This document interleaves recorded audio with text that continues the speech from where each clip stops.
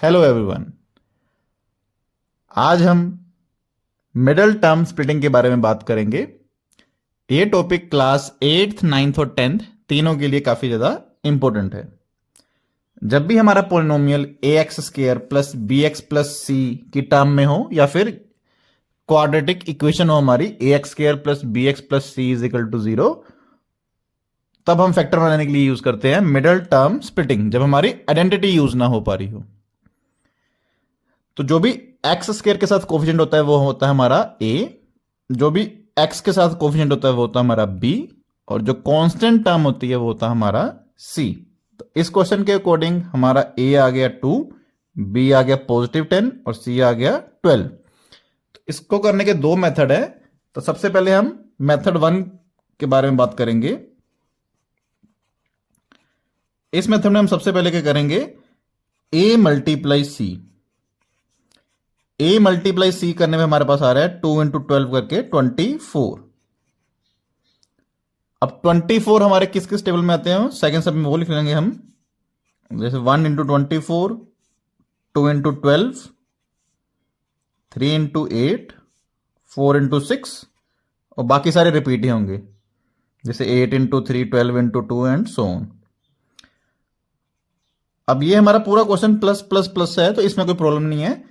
अब जो आपने ऊपर सेकंड स्टेप में किया है उसमें बीच में प्लस लगा दो। अब इनको प्लस करेंगे जब हमारे पास बन जाएगा 25, 14, 11 और 10। अब हमारा टॉपिक होता है मिडिल टर्म स्प्लिटिंग। अब हमें देखना है कि ये जो हमारे फैक्टर्स बने हैं इसमें से मिडिल टर्म किस में बन रही है। तो ये 4 और 6 करके हमारी मिडिल टर्म बन रही है। तो अब हम नेक्स्ट स्टेप में क्या करेंगे, बाकी सारा क्वेश्चन एज इट इज लिख देंगे, 2x² और लास्ट में क्या था हमारे पास 12। अब बस मिडिल टर्म 10x की जगह क्या आ जाएगा हमारे पास 4x plus 6x, 4x plus 6x। ठीक है, फिर हम पहले दो टर्म से कॉमन निकालना है, फिर नेक्स्ट टू टर्म से कॉमन निकालना है। तो 2x² के हमारे पास फैक्टर क्या होते हैं, 2 इंटू एक्स इंटू एक्स, और सिमिलरली 4x के क्या होते हैं हमारे पास 2 इंटू 2 इंटू एक्स। तो हमारे पास कॉमन क्या आ रहा है 2 एंड x। तो इन पहली दो टर्म से हमारे पास कॉमन क्या आ जाएगा 2x कॉमन आ जाएगा। तो 2x कॉमन लेने पे यहां पे क्या बचेगा, सिर्फ 2x कॉमन चला गया कि यहां पे क्या रह गया, सिर्फ x रह गया, तो x। और 4x में से 2 और x कॉमन चला गया, तो यहां पे क्या रह गया, सिर्फ पॉजिटिव का 2।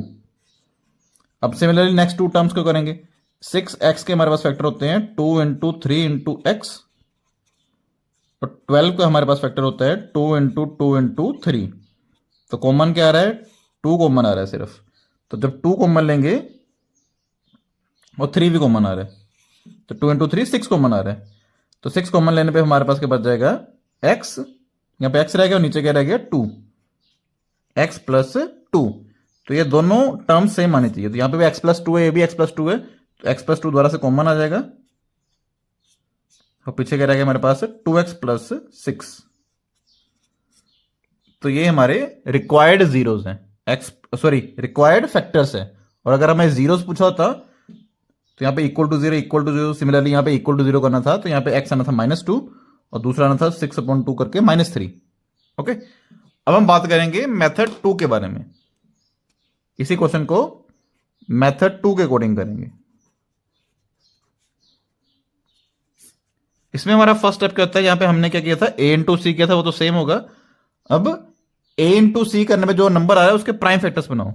24 है तो 24 के फैक्टर्स के बन जाएंगे 2, 12, 6, 3। अब जितने भी नंबर आए उनको 2 नंबर्स के फॉर्म में लिखना है। उनको हमने 2 नंबर्स को फॉर्म में यूज करके 10x लेके आना है। तो जिस तरह हम इन दोनों का पेयर बना लें अगर, और इन दोनों का पेयर बना लें, तो हम इसे ऐसे लिख सकते हैं 2 इंटू 2 इंटू 2 इंटू 3। इन दोनों का इकट्ठा पेयर बना लिया, इन दोनों का इकट्ठा पेयर बना लिया, तो हमारे पास क्या बन जाएगा 4 एंड 6। और 4 और 6 करके हमारे पास कितना आ रहा है 10x आ रहा है। तो मतलब इस 10x को हम कैसे लिख सकते थे 4x और 6x की तरह भी लिख सकते थे।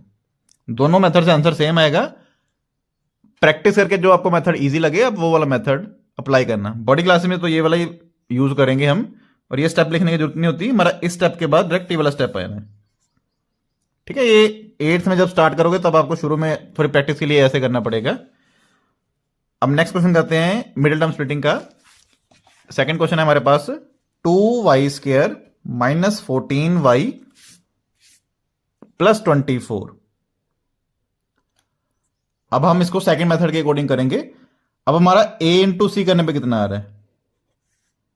a इंटू सी करने पे हमारे पास आ रहा है 48।